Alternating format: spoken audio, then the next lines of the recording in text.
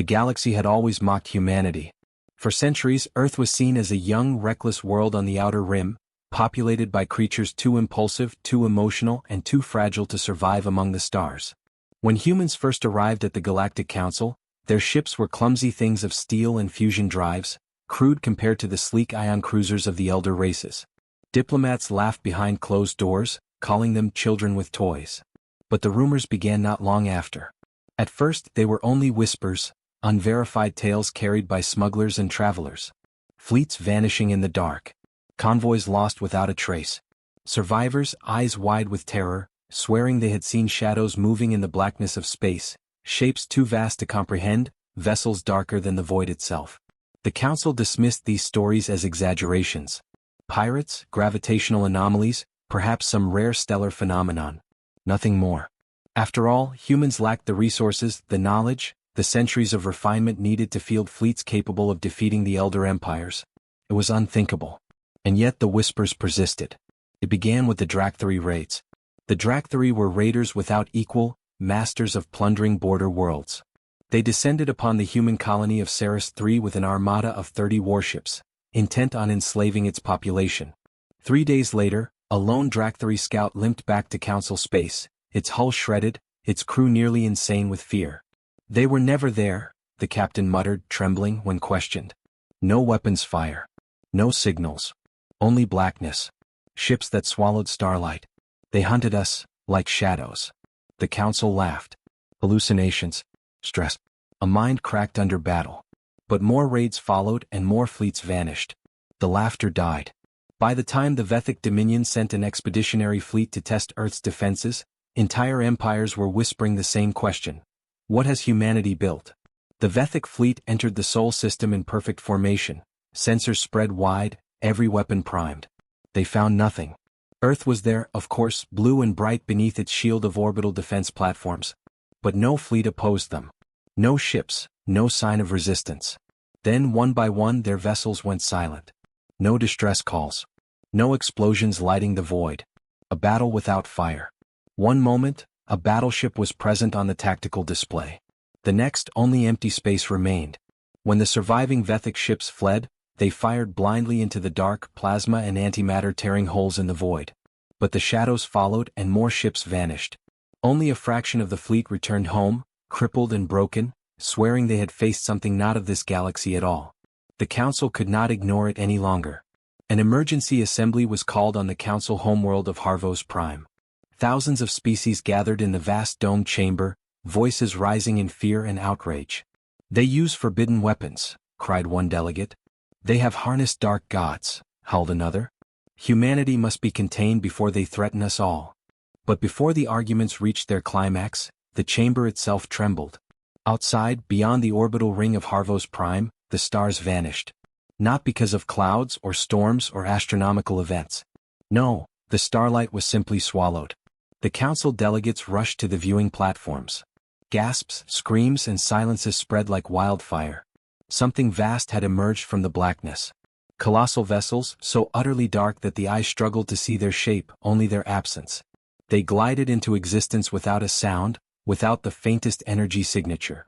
Each ship was a void given form, a hole in reality that made the mind recoil.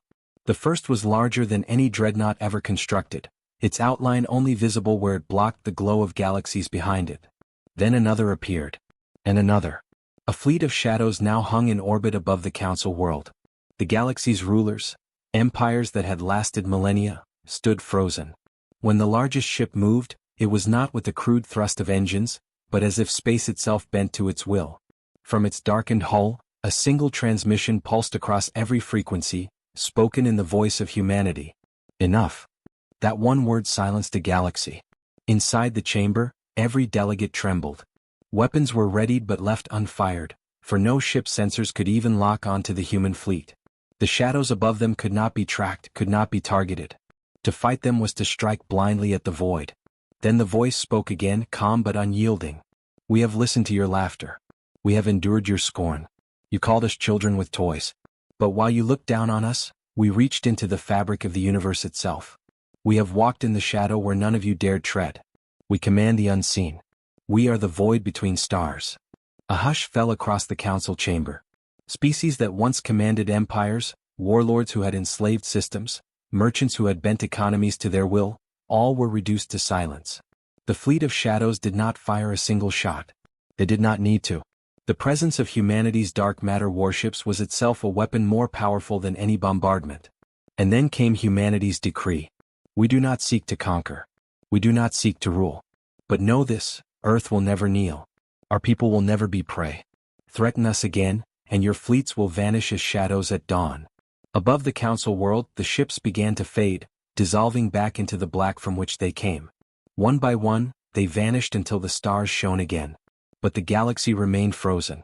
From that day onward, the whispers grew into legends. Traders spoke of ships that moved unseen. Admirals dreamed of fleets vanishing in the night. Children across 1,000 worlds told ghost stories of the silent fleet. No empire dared raise its hand against Earth again. Not because of treaties, not because of diplomacy, but because of fear. For somewhere in the darkness between stars, the human fleet was watching. Silent. Waiting. And the galaxy would never forget the day Earth's dark matter warships took the stage. When the galaxy itself stood frozen. The Vorin Empire had crushed 100 civilizations before Earth. Their conquests were swift and brutal, their fleets vast and efficient. To the Vorin, war was a harvest, the strong consuming the weak, feeding their empire's endless hunger. When Earth's name reached their ears, they barely paused to laugh. Humans were young. They were reckless. They were fragile. They had no place among the stars. The Emperor himself declared it, Earth shall serve. Their world shall burn, their people shall bow. The invasion was prepared with the arrogance of a predator certain of victory. 500 warships gathered at the Empire's staging ground, gleaming cruisers, dreadnoughts that blotted out suns, carriers bristling with thousands of fighters. It was a show of force meant not only to conquer but to terrify. The Vorin enjoyed breaking hope before crushing life. And yet, when they arrived in the Sol system, they found nothing. The blue marble of Earth shone serenely in the distance, protected only by a thin shell of orbital defense stations and outdated cruisers. To the Vorin it was laughable. Their admirals ordered the fleet forward, hungry for blood. But then the vanishings began. The first ship to disappear was the Vorin Spear, a cruiser scouting ahead of the main formation. One moment, its beacon pulsed steadily on the tactical grid. The next it was gone. Not destroyed. Not even a trace of wreckage. Simply gone. The admirals barked orders. Spread formation. Scan the system. Ready weapons. Yet as the fleet shifted, another ship disappeared. Then another. Panic rippled through the armada. Crews fired blindly into the void, antimatter torpedoes streaking through nothing, plasma bolts lighting the dark. Sensors showed no enemy, no movement. Only the cold silence of space. But the fleet kept shrinking. On the bridge of the flagship Eternal Dominion, Admiral Zarvos stared at the tactical grid with growing dread. Ships were vanishing in perfect silence, as though some unseen predator moved through their formation. His crew whispered of ghosts, of shadows, of something that swallowed even light. Then, for the briefest instant, Zarvos saw it. A shape. Vast. Blacker than space itself. It was not a ship in the way the Vorin understood ships, but a hole cut from reality gliding through the dark. The eye struggled to hold its outline, as if refusing to acknowledge its existence. And then it vanished once more, melting into invisibility. The humans, Zarvos whispered, his blood running cold. They are here. One by one, the mighty warships of the Vorin disappeared into that silence. No distress calls. No battles fought. Only absence. By the time the shattered remnants of the fleet broke formation and fled, barely 50 ships remained of the original 500. They fled the Sol system without looking back, their proud banners scorched by terror. When they emerged into hyperspace and limped toward home, relief spread through the survivors. They had escaped. They would regroup. They would return stronger and Earth would still burn. But when the fleet arrived at the Vorin homeworld, their relief curdled into despair. The stars around their empire were empty. The defense satellites were blind. The home fleet, once the pride of the empire, was silent. And then they saw them. The shadows. An entire armada of dark matter warships hung in orbit above the Vorin homeworld. They had been waiting. The sight froze every crewman in place. The human fleet had not pursued them, they had arrived before them. Somehow, impossibly, they had crossed the stars unseen and now held the Vorin throne world in their grasp. The dark shapes blotted out the heavens, massive and unyielding. No lights shone on their hulls, no engines flared. They simply were a fleet of voids made manifest. A single transmission echoed across the empire, carried on every frequency, projected onto every screen. It was the voice of humanity. Come, unshaken. Your war is over. The message rang with quiet certainty, and yet it hit harder than any bombardment. On the bridge of the Eternal Dominion, Admiral Zarvos trembled. For the first time in his life he realized the truth. The Vorin had not faced an enemy, they had faced inevitability. The shadows were not hunters of flesh but of empires. The Emperor himself, standing in his palace, shouted into the void, "What do you want? Tribute? Servitude? A treaty?" The reply came without pause. "Nothing.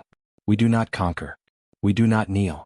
We are the silence between your breaths, the shadow at the edge of your sight. Strike at Earth again and your empire will vanish, without fire, without memory, without even dust." And then, as suddenly as they appeared, the dark matter warships were gone. The stars returned. The void was empty once more. But the Vorin Empire was broken. Their fleets were terrified, their admirals unwilling to march. Their emperor raged, but his power meant nothing against an enemy that could not be seen, could not be fought. Within months, rebellion spread across their worlds, fueled by whispers of the silent fleet. The once mighty Vorin collapsed without another human shot fired. The galaxy watched in stunned silence. Here was an empire that had ruled for millennia, reduced to ash without a single battle. Here was humanity, once mocked as children, now wielding shadows as weapons. The council convened, trembling. Some demanded humanity share their secrets. Others whispered of alliances. But none dared raise a hand against Earth. For who could fight an enemy they could not see? From that day on, a new phrase haunted the galaxy. Beware the dark. For the humans walk there. And in every corner of the stars, from smugglers to emperors, from raiders to merchants, they told the tale of the silent war. A war without fire. A war without wreckage. A war won by shadows. And always, in the back of their minds, lingered the same terrible question. How many of those ships are watching us right now? The galaxy never found the answer. Humanity never said. But the galaxy stood frozen. And humanity's dark matter fleet watched, silent and unseen. The Galactic Council had gathered at last, a convocation of predators. It was not called the Council of Peace or the Council of Harmony. No, those names belonged to another age, long since drowned in conquest. Now it was a gathering of empires, of warlords, of dominions, of ancient species who had built their thrones upon the bones of countless others.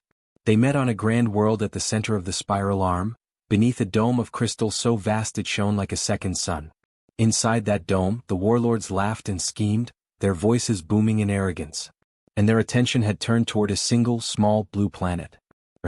The Kethri Imperium mocked first. "They are children barely past the Stone Age," the reptilian emperor hissed, his jaw lined with gold. "They wear iron and call it armor. They mine rock and call it fleets." The Selrathi Syndicate purred next, their voices oily and cruel. "But they breed quickly. Their minds are ambitious. Best to enslave them before they grow teeth." The laughter of the assembled echoed across the chamber. They spoke of dividing Earth's resources, of chaining its people, of teaching humanity their proper place. And then came the vote. The predators raised their hands. Enslave the humans. Break their world. Extinguish their arrogance. But just as the decree was about to be finalized, the light inside the chamber dimmed. At first, the delegates thought it a trick of the sun, perhaps clouds passing over the dome. But the chamber's world was clear, its skies eternally bright. Yet the light continued to fade, until even the stars beyond the dome began to disappear. Confusion turned to silence. Silence to dread. Then someone screamed. They rushed to the viewing platforms, eyes widening in horror. The stars were gone.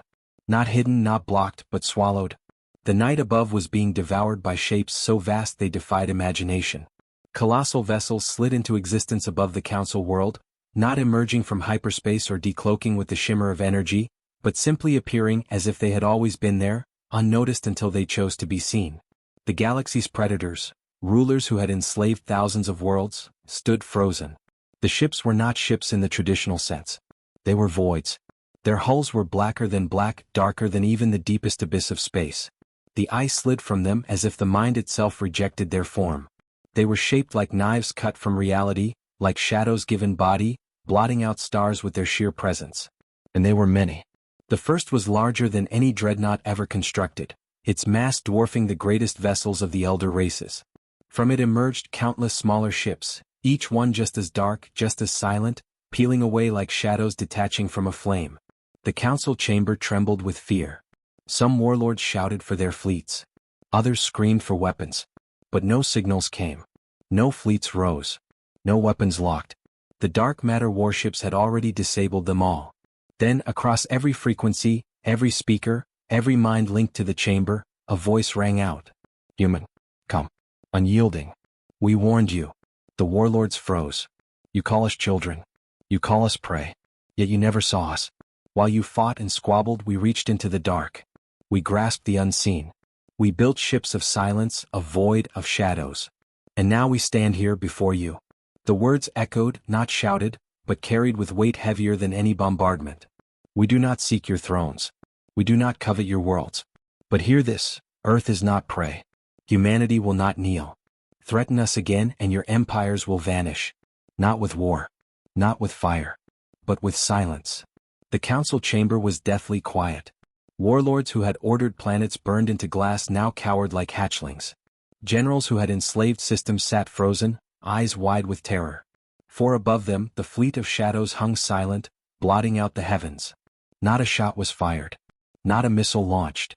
Humanity's strength was not in destruction, but in demonstration. The message was clear.